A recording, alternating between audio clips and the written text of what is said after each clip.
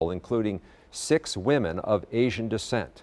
Police have not yet confirmed a motive, but have not ruled out the possibility of this being a hate crime. As Jo Ola explains, this comes as anti-Asian hate incidents appear to be growing, hitting close to home for the Asian American community right here in Wisconsin. Violent and hate-filled attacks against Asians in America have been on the rise. Some have led to people being killed. It's been emotional. It's been frustrating, I would say, are some of the key words that come to mind. According to a nonprofit organization called Stop AAPI Hate, nearly 3,800 incidents were reported over about a year during the pandemic. Reports came from all 50 states and included verbal harassment and physical assault.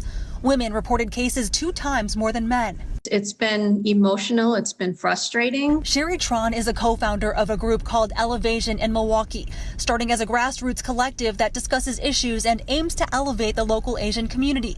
Last year, they put out a call to stop divisive language that blames the pandemic on the Asian community. Just a year later, we're seeing how that's kind of manifested itself, right? That the warning signs that we saw a year ago are just coming to fruition, and seeing these words continue to embolden acts of hate.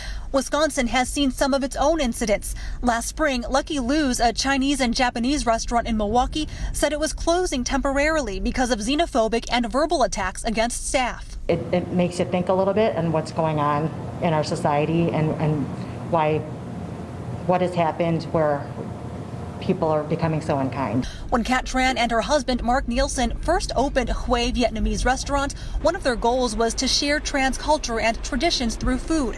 They say the local community has been supportive and they haven't experienced anti-Asian hate since the pandemic, but it doesn't make them immune to the fear.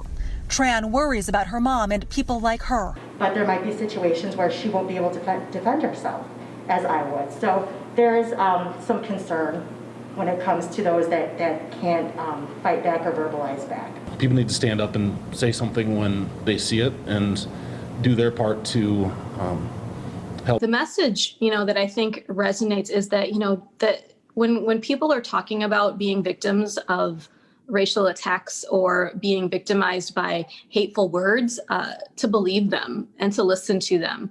While the number of reported hate incidents against Asians in America seems high, it's believed that number might be even higher when you consider the cases that go unreported. In Milwaukee, Jo Ola, TMJ4 News. So let's give you some more context for Wisconsin. The number of hate crimes more than doubled between 2017 and 2019. That's according to statistics by the FBI. Again, the Atlanta shooting has not been ruled a hate crime, but police have not ruled that out as a motive either.